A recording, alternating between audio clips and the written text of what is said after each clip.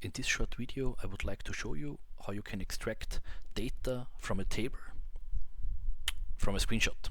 So normally, if you have a screenshot with table data, you have to manually extract it. And with the help of ChatGPT, you can take the screenshot of the data and put it into ChatGPT like this. I've prepared a table in this case, and then you get the summary of this table. Yeah, that's great. But now you can say, okay, please extract the data. Please extract the data into a table like CSV that I can copy it directly.